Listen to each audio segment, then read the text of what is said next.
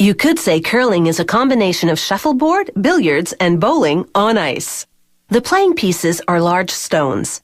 The player aims a large stone at a target while trying to knock the opponent's stones away from the target. Team members sweep brooms in the stone's path to control the speed and manipulate the trajectory.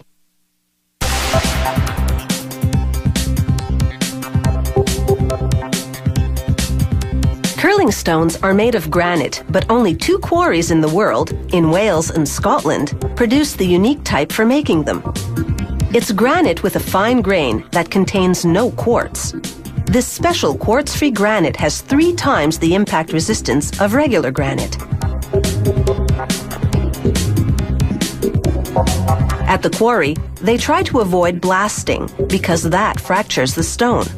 Instead, they locate flaws in the rock face and pry chunks off of it with an excavator. This one weighs about 20 tons and is the size of a small car. The next step is to divide it into more manageable slabs. The cutter is a thick cable with abrasive rings made of diamond particles.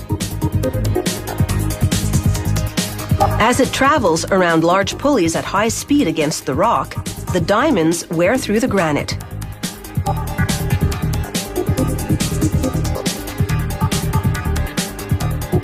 Avoiding flaws and weak points, they trace circles the size of curling stones on the best quality areas. The cut slab then moves inside the quarry building. This core drill's diamond cutters bore right through the slab, excising a blank that will become a curling stone.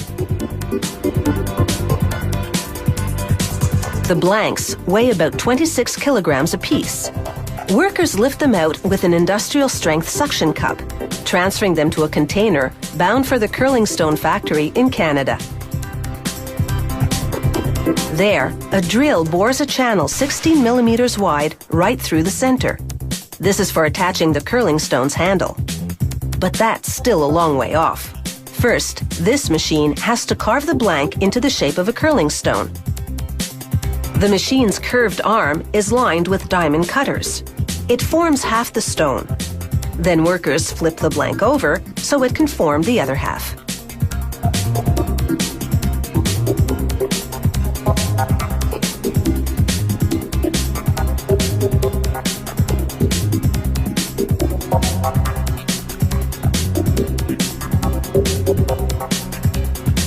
The next machine carves out a pocket in the bottom. This will hold an insert made of a special type of granite from Scotland that has an extra fine grain. This high-resistance insert will extend the curling stone's life.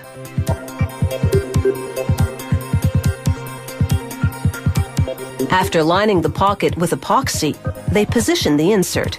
A hydraulic press pushes it in, expelling any trapped air and holding it until it firmly bonds. Next, a grinding machine, following a template, makes a center cup in both the top and bottom of the stone. Curlers can attach the handle to either cup, according to which surface of the stone they want gliding on the ice. Now workers bolt the stone to a spinning polisher.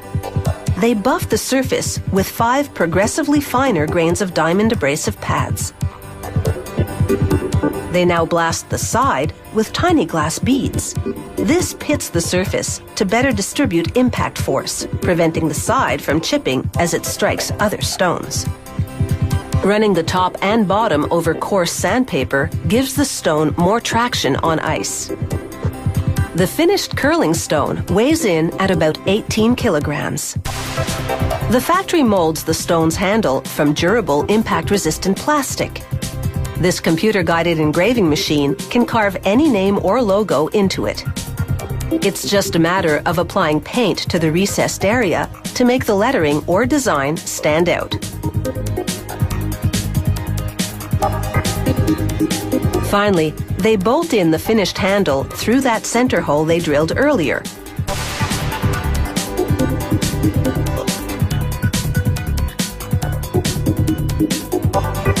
From the quarry to the factory to the ice, this beautifully crafted curling stone is on its way to becoming a smashing success.